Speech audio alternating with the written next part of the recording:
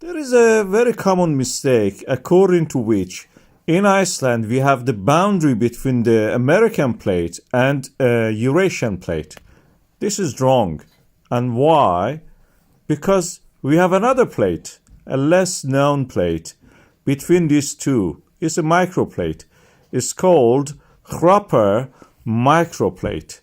This is where we have no earthquakes, no volcanism, yes, no volcanism, and no tremors of any kind that can actually threaten the life. Of course, this is in the central parts of the Iceland, where the western volcanic zone and the southern volcanic zone come in contact. The triple point of that is bounded what we call as Hengill volcanic system.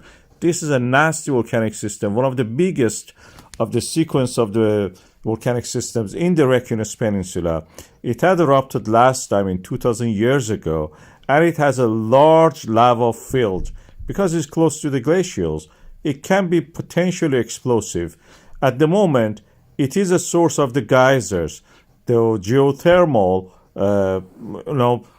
fountains of hot springs, as you can see here. And they can erupt to a beautiful height, several hundred meters sometimes. This is because at the depth, the groundwater comes in contact with the rocks which are heated by the magma from the previous eruptions. This is practically the lower to the middle part of the ophiolite system that we know from the Oman, Cyprus, Iran, America, Australia, even Britain. These are the areas that the volcanic eruption happened in the past. Of course, this Reykjanes Peninsula has been active over the past few years.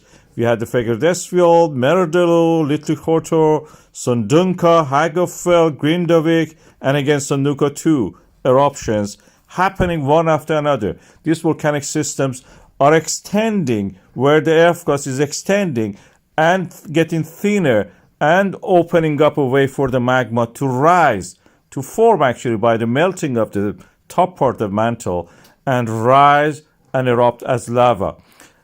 Each volcanic system on its own transfers the movement, the thinning of the ground from one system through this process of bodinage, means sausage making.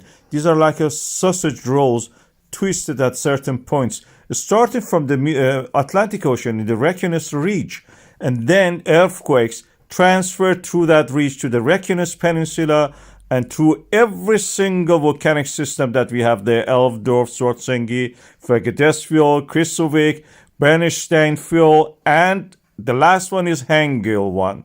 And the Hengill after that is a triple junction for the south and the western volcanic zones. So transferring of the movements happens there. Hengill is the last in the chain. When the others have erupted, Hengill will be the last one to erupt. And when the others have the tremors and movement, Hengill will be the last one to receive the movement, to accommodate the movement. Otherwise, practically they cannot move if they don't accommodate this movement. Hengill is always the last.